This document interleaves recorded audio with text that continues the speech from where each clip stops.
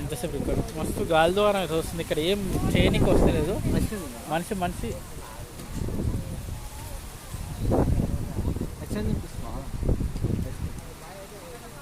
Ice క్రీమా ఇంత గాలి ద్వారా వస్తే పబ్లిక్ అంతా ఆగమవుతుంటే గో మా బ్రదర్ అయితే ఐస్ క్రీమ్ తినాలని అడుగుతున్నాడు. ఇక నేను ఏం చెప్పాలో నాకు అర్థమవుతలేదు. అది ఒకసారి మీరు చూడండి గాలి ద్వారా ఏ రేంజ్లో వస్తుందో. ఈ తోటలో ఊరిలో తోట ఉంది, తోటలో మనకి ఏం కనబడతాయి ఆ రేంజ్లో గాలి దోమరం అయితే బాగా వస్తుంది. అక్కడ మొత్తం టెంట్ అయితే మొత్తం కూలిపోయింది. ఏడికాడికి వాళ్ళు ఇబ్బంది పడుతున్నారు టెంట్ వాళ్ళు.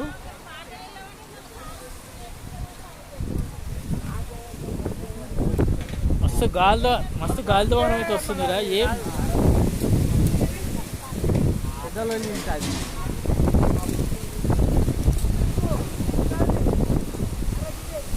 ఓ టెంట్ మొత్తం కూలిపోయింది. మొత్తం అసలు ఇలా ఫంక్షన్ కూడా చేయనీకి వస్తలేదు మాకు. ఇక దుమ్ము ధూళి అయితే ఏ రేంజ్లో వస్తుందో చూడవచ్చు మీరు.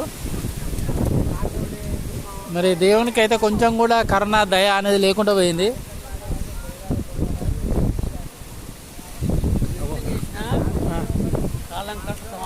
అగో కాలానికి ఎవరు ఎదురుదలేరు అని చెప్తున్నారు అన్న సమాధానము.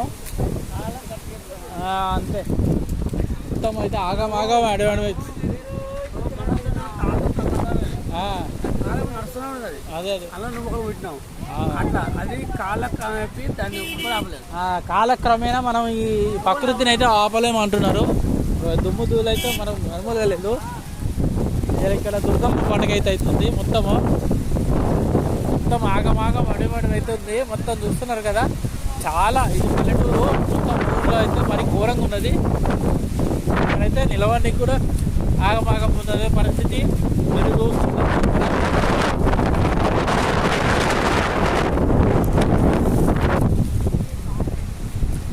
నాకైతే కళ్ళు తెరిచి చూడడానికి కూడా అయితలేదు.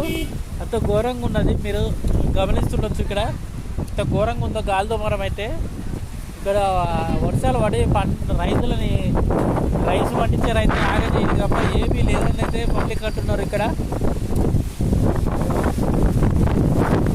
మరి అసలు చూస్తున్నారు కదా ఫ్రెండ్స్, ఘోరంగా అయితే ఇక్కడ ప్రాబ్లం అయితే క్రియేట్ అయిపోయింది. ఎందుకు గాలి దోమరం అయితే మరి బాగా వస్తుంది.